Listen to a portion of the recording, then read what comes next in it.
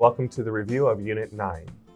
Now, the incident that really put the Cecil Hotel on the map was the death of a Canadian tourist in 2013. Her name was Eliza Lam. She arrived at the Cecil Hotel and stayed for a few days, but then she exhibited some strange behavior. The CCTV footage shows her hanging out around the elevator area.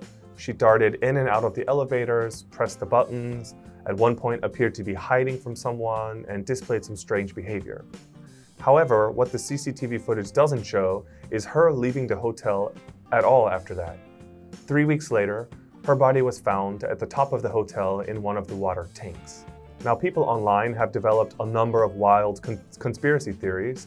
However, the truth seems to be a bit simpler and sadder than that. Eliza had a traumatic experience when she was a teenager and struggled severely with depression ever since then.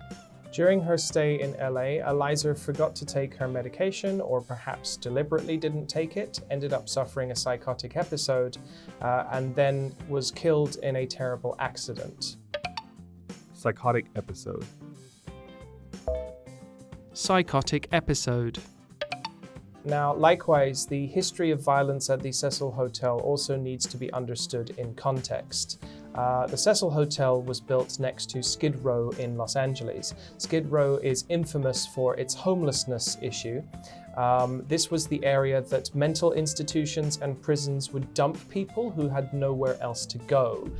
Some of these people, if they could scrape up enough money, might buy a room at the Cecil Hotel. And while some of these people checked in, unfortunately, not all of them checked out. Check-in. Check-in. Do you think that it's right for mental hospitals or prisons to drop off people at places like Skid Row?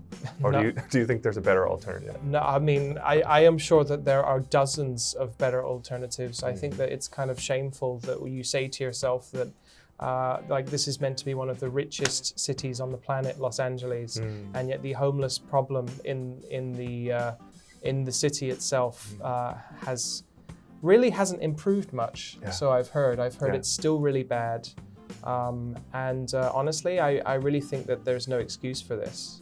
If you think that people should just be dumped out in the street because you shouldn't pay for them, you're paying for them whether you think you are or not.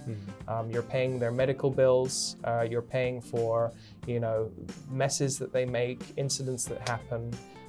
They are your responsibility whether you want it to be or not. Right. Let's hope they're making some changes as time goes by. I hope so. That'll do it for Unit 9. We hope to see you guys back for the next one. Take care.